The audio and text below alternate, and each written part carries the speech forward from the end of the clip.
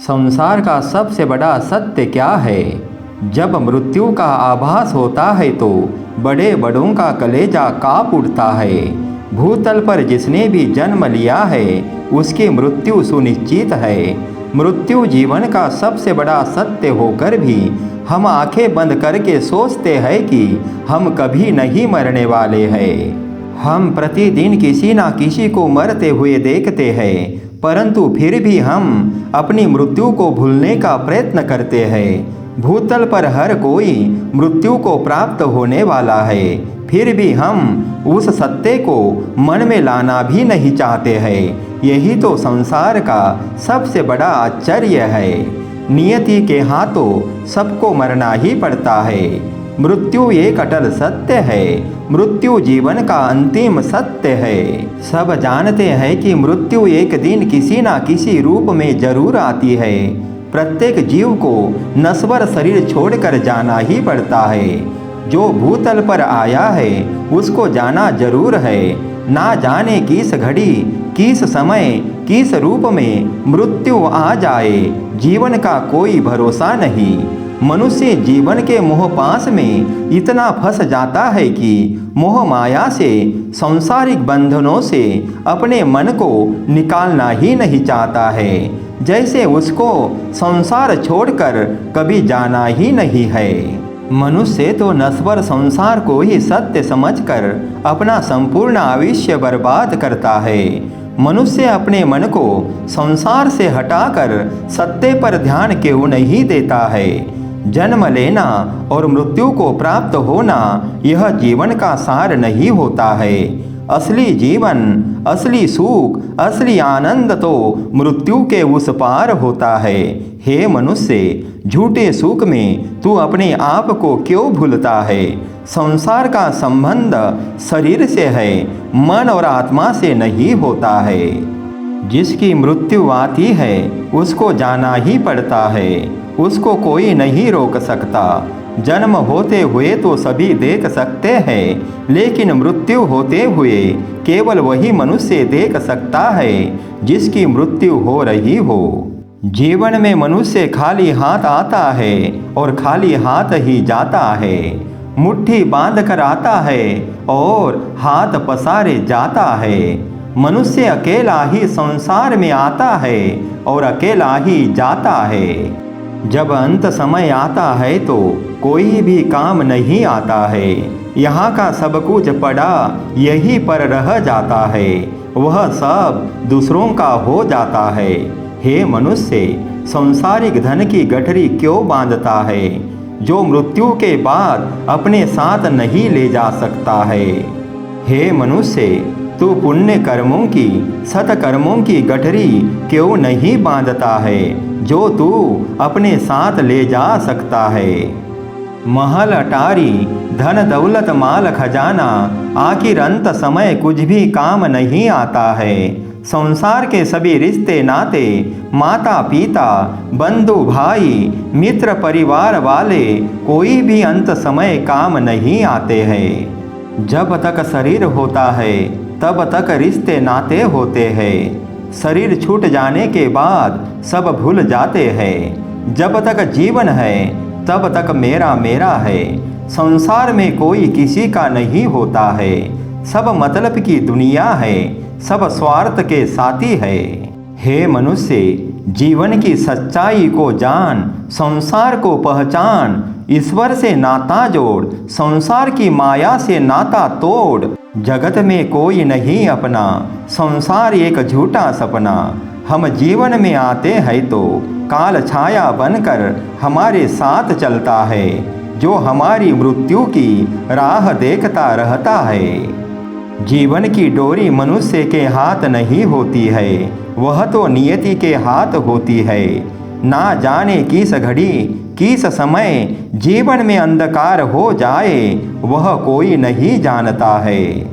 इसीलिए मनुष्य ने प्रत्येक घड़ी अपने कर्मों को महत्व देना चाहिए। मनुष्य ने अपनी अधोगति से बचना चाहिए, अपने मनुष्य जीवन का सार्थक करना चाहिए।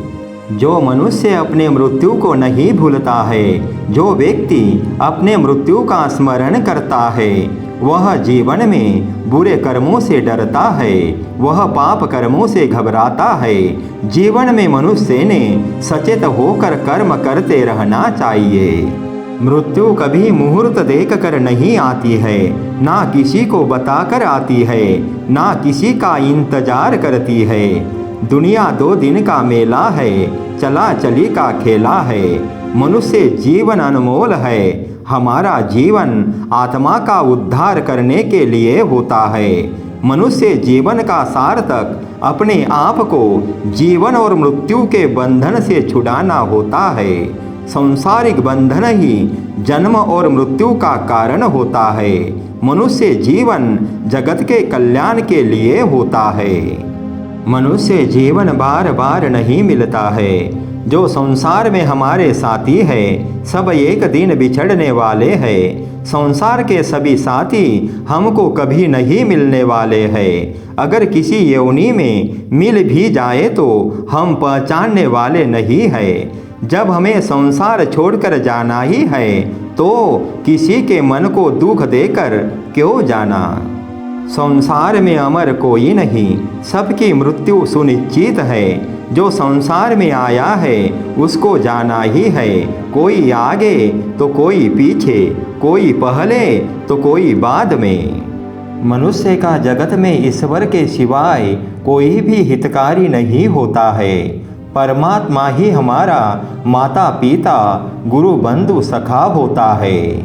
ईश्वर हमसे प्रेम करता है, उसको हमारी चिंता है। लेकिन संसार में आकर हम अपने चाहने वाले ईश्वर को ही भूल जाते हैं और 2 दिन की झूठी माया में मन को लगाते हैं। जो मनुष्य अपने मृत्यु का ध्यान रखता है वह ईश्वर को याद करता है।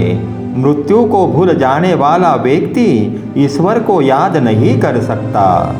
2 दिन की जिंदगानी में घमंड क्या करना, धन दौलत पर क्या इतराना। मृत्यु के आगे बड़ों का अहंकार अभिमान चूर चूर हो जाता है। आज तक धन दौलत से कोई महान नहीं बना है। जो मनुष्य मृत्यु के सत्य को स्वीकार कर लेता है वह जीवन में सुख पाता है। मनुष्य झूठे मान सम्मान के खातिर अहंकार और मोह माया के वशीभूत होकर जानबूझकर निर्बल, लाचार, गरीब को दुख पहुंचाने वाले कार्य करता है। लेकिन वह मनुष्य भूल जाता है कि उसके सिर पर काल सवार है जो उसकी मृत्यु का इंतजार कर रहा होता है।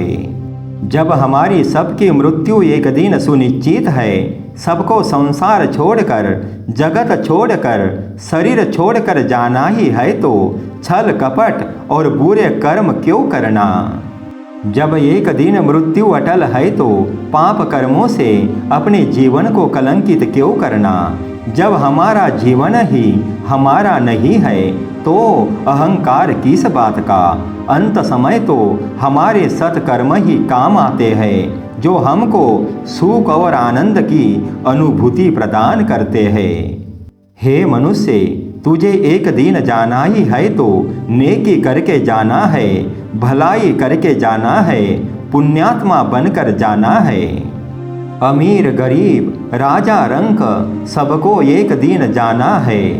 जब मृत्यु आती है तो बिना आघात के भी मरता है और जब मृत्यु नहीं आती है तब आघात होने पर भी नहीं मरता है।